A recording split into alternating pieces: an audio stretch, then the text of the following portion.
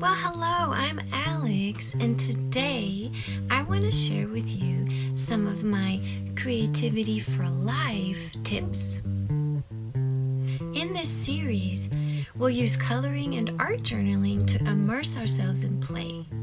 And as you play alongside me, I'll share with you some of my mindset tips. You see, I love mixing playful art making with powerful mindset ideas, and I think you'll love it too. Think of me as your personal trainer to get your creative mojo back on track. The way I see it, you can't have inner growth without creativity. One insightful moment of creative play can dissolve years of resistance, giving you newfound energy. The fun you have with your creative side spills over into all parts of your life, and igniting your creative spark, it gives you fresh eyes to try new things and make meaningful changes in your life. This is your creativity timeout, baby. Go ahead, check it out.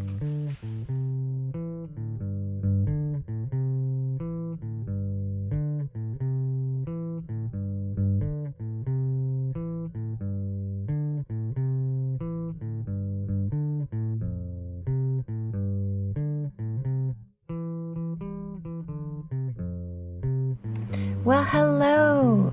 This is the second video that has to do with art journaling with worry notes, using an accordion book format, and playing with the idea of worry dolls and worry notes. So, gather your supplies. Today you're going to want scissors. You're going to want markers, or whatever your favorite coloring doodling tool is. You may want a black today, and it could be a permanent one if you want. So keep that in mind. I'm going to use a regular black. You need some paper. So if you have a notepad with small pieces of paper, you can use those. If you have regular paper, you can fold it in half and then fold each half in half, and you get these long strips. Let me go ahead and grab, and then you can just... So you don't need your scissors for this unless you really want to. You can just tear a strip, and this is going to be one worry note. Again, they can be any size you want. I just like them bigger because I'm going to be writing on it. This is the one we did last time. This is the accordion book we decorated last time. So we've got the front, we've got the back, and we have our built-in pockets for our worry notes. And this one got a little funky, so it might actually be helpful to fold it even smaller so that it doesn't get stuck in the folds and then end up getting all weird, but it doesn't matter, does it? It's just a little note. So this is an art journaling activity that's really fun to do. It combines some really mindful journaling with creative play. And today, instead of doing these little worry doll doodles, we're going to do big ones. I'm going to quickly show you how you can make yourself a template. And we're going to write a worry note so you can see what that's like. So why don't we start with the creative part for this one, and then I'll do another worry note for you. Please keep in mind, in the descriptions of my videos, especially these that have the accordion book format, you will find a link to see a video how to make this. You can literally make this in a few minutes, assuming you have some bigger envelopes. So these are craft paper envelopes where you just take advantage of the flap, add a little bit of glue from a glue stick, and you create an accordion book. So I have a video for you. If you like this format for art journaling, I've made videos that play with collage, with mandalas, and now this is the second one that has to do with worried notes. Yeah, so that's about it. We've got our supplies. We're ready to rock and roll here. So how did I draw this little cute guy on here? So first of all, what are worry dolls? So worry dolls are used in other countries I've seen little tiny ones from Guatemala. They call them quitapenas. So they take away your worries. And the way I like to think of them, and they might just be like a little head on a stick with lots of different colored thread around it. They're usually super colorful and cute. I like to think of it as this little creature with big ears and big eyes and a big heart. And for this accordion book, I wanted to show you how you could do really big ones. Now, on this one we just doodled. Again, you can see big head, big ears, a heart, and a funny little body. You could totally do this freehanding, but if you want to make a template, because that's just something you like to do, you want them all to be the same, all you need is to have a piece of paper ready that's the approximate size that you want your worry doll to be. So depending on the envelopes you use, your accordion book is going to be bigger or smaller than mine. But this is one page, right? So look at that one page and cut down a piece of paper so that it's identical or a little bit smaller. This is the size of your worry doll, right? So you can see this was the size of this worry doll. Then what you can do is fold it in half. So this is literally the size of my worry doll, the top, bottom, and sides, even though I might have made the arms smaller. Yeah. So all we need is to draw half a worry doll to create a template. So we fold our paper in half, and as you can see here, I'm going to grab a pencil, and all I want you to think about is, actually I have a little thing here. I want you to think about a big head, an arm coming down, going down to the leg, and then stopping short before you go back up to, like, if this is the armpit and this is the crotch, you don't want this to go all the way up there because then it won't look like a person anymore. If that's what you're going for. These look like funny little people to me. So you're gonna do a big head, do the arm, make sure to leave space here and here, right? Otherwise you're gonna get too close to the middle. Come down and do your leg, and then just make sure that you don't get too close to what would be where the arm turns into the leg, which would be the armpit, right? And there you go. And you could make the arm even longer if you want. So all of this is up to you. It's just a quick little template. So cut it out, fold it, and then when you open it up, you'll have a template that you could keep tweaking if you wanted to. It's up to you. I think this one's going to have slightly longer arms than the other one I made as an example, which is great. Now what might happen is, this always happens to me, you get kind of a cone head. Well, this one's okay.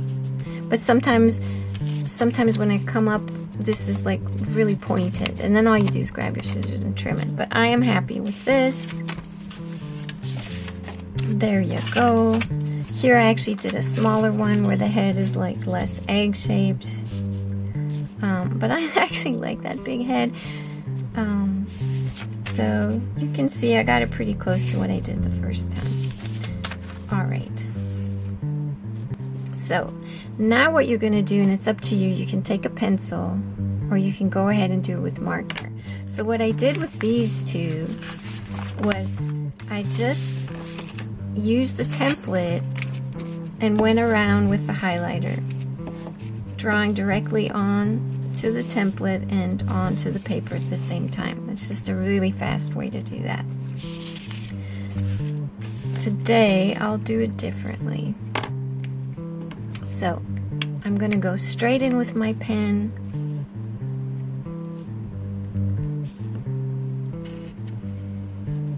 When I put ears on this funny little guy, the head's going to be even bigger. which I happen to think is hilarious. Okay.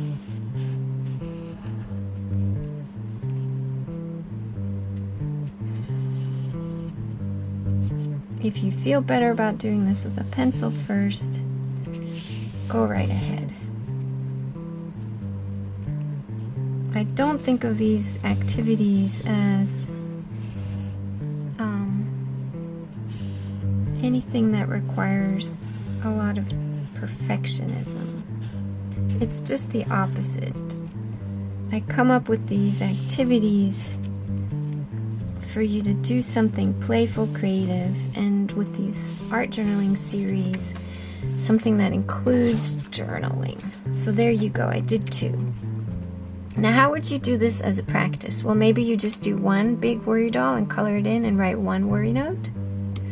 Maybe you write a bunch of worry notes and then every day come back and do one doll. Maybe you do the outline of your doll across your accordion book and then you come back in and color it in. Totally up to you. Like if you've made a template, and then I would keep the template though. You can stick the template in the back here because maybe you're going to want it again. Because the cool thing about these accordion books is you can keep adding more envelopes, because you always have a flap left over that you can keep adding another envelope, another envelope, another envelope, so you can keep expanding them. Okay, so I think of my worry dolls as having big ears because they're listening to my worry, big eyes so that they can see me, a little nose, a little mouth, and big hearts. That's how I always draw my worry dolls. But we could go ahead and color them in and have some fun with it. So I'm just going to color one in. Up to you what you do. You can give them their face. You can add to their face. You can create a little outfit for them.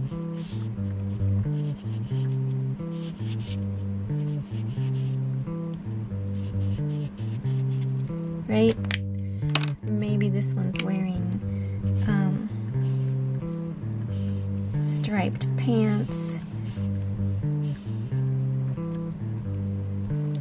And so of course they don't have hands and feet. You could tweak that if you wanted to. I just leave them like that. Let's see. I might add another layer here. Lines and dots, scallops, some polka dots maybe. Like if these are ruffles, I could add a few little dots. You know, you can do whatever you want. Have fun with it. This is your moment to play. So you might be doing this before you write the worry note, or you might be doing it after you write the worry note. I guess I would probably do it after I write the worry note. So I'm showing it to you in the order that I probably wouldn't do it, but let's just keep going. And let's see.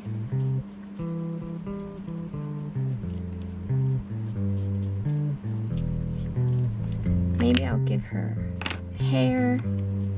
Maybe I want her to have more stripes.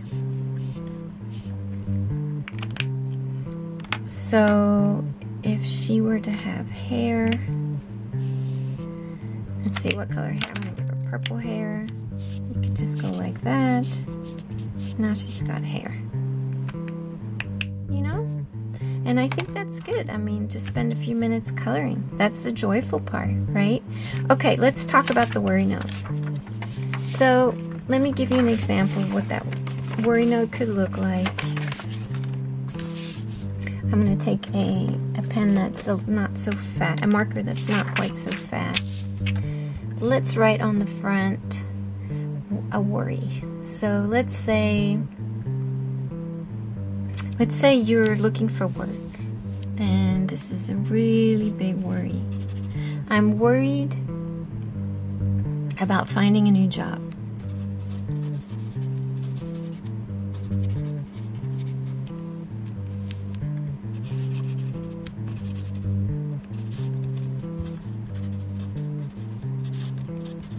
Okay, so getting that worry out on paper is already fantastic. So if all you take away is to keep a notebook and write down your worries, you've already done something really important, because getting our thoughts out on paper, down on paper and out of our heads helps us see things more clearly. So it creates this distance we need, and that in itself is really important. But once you have it written out, you could reframe it. And so make sure you see, again, go look at the description text for this video, because I give you more details on how to do this whole thing. I spell it out in steps, and I have a link to a blog post that gives you more examples. But what you're doing now, if you want, is to turn over your little worry note and to reframe this as a strong positive affirmation. And if you don't know what affirmations are, it's just all the self-talk that's always going on in your head. Your self-talk is nothing more than a stream of affirmations. And it might sound like, I'll never get my act together. Usually it's negative. But you can practice writing positive affirmations. You can reframe worries into positive affirmations. That's what we're doing here. And the only tips to keep in mind would be to use the present tense and make it an I statement, keep it short. And if it makes sense, use words that help you feel a certain way. Because you're trying to get out of worry into feeling better, can you use words that describe how you want to feel? So for this one, I'm worried about finding a new job. Your reframe could be, every time I change my job, it's always for the better and worth all the effort. That's a lot to write. Every time I change my job,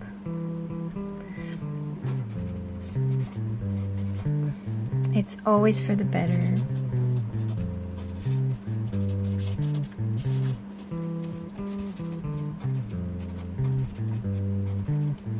And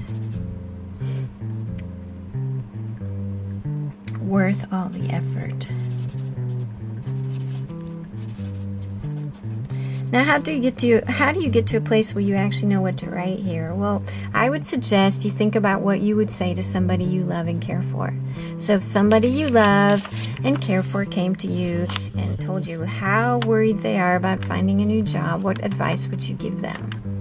Or in this case, it would be an adult, but if it were a different kind of worry, you might think about what advice would you give a child. If it were something that a child might be worried about, like nobody likes me, what would you say to that child, right? When we give advice to other people, we sort of get out of our heads. This is another way. When you write it down, you get it out of your head. When you give advice or make suggestions for others, you get out of your own head, but you're using your intuition to come up with that advice. So then you can take on that advice. Just when you write it down, make sure you're writing it in first person. Another thing, since this had to do with finding the job, maybe another piece of advice, a reframe would be, I always find the perfect job at the perfect time. That could be the way you reframe that. Or you could just reframe it by saying, everything always works out for me when I look for jobs. Or I've always, so it's a way of reminding yourself of the evidence you have from past job looking experience, job hunting experience, if that makes sense. Okay, then what do you do with this? You stick it in the secret pockets back here. And so again, your process could be to do one worry doll, write a worry note, reframe on the back side, stick it in there. And then what you're doing is you're releasing that worry. So you're letting your worry doll worry about that. You're letting it go. And the reason this is such a great practice is because you're thinking of your worry notes as answered prayers. So on one side you write your worry, on the other one you reframe it into a positive thought, and then you get to stop focusing on it. right? Because when you focus on your worry, it's like you're praying for things that you don't want to happen sometimes, depending on your worry. What you want to do is start activating what you do want. So that's where the reframe comes in. You're writing a thought that feels better, and by releasing it, you're making space so that you actually are open to new possibilities and new thoughts and new actions you can take that you weren't open to before because you were so focused on the worry. Does that make sense? We're shifting our focus from the worry to a more positive thought, to a reframe. We're releasing it, and that will open us up to see things in a different way. And usually there was something right in front of our nose that we weren't able to see before because we were holding on so tightly to that worry. That's what this whole art journaling exercise is about. And then the way I like to finish off is to write thank yous on the back. You want to thank your worry doll, so draw hearts everywhere if you want. Do this however you want, but the idea is that as you surrender your worry to your worry doll, you're giving thanks that she's doing the work for you and giving you the space to come up with some creative solutions that you might not have thought of otherwise. Okay? I hope you had fun taking this tiny playwright with me. And I want you to remember that there's always a way to bring more creative play into your life. And as long as you can play, as long as you can stay curious and try new things, you're never ever stuck. You just need to give yourself permission to play. Okay, I've got lots more ideas for you here on my YouTube channel. So subscribe, stay tuned, and come and play with me. Come back and gift yourself a little make stuff feel good energy. Thank you so much for being here.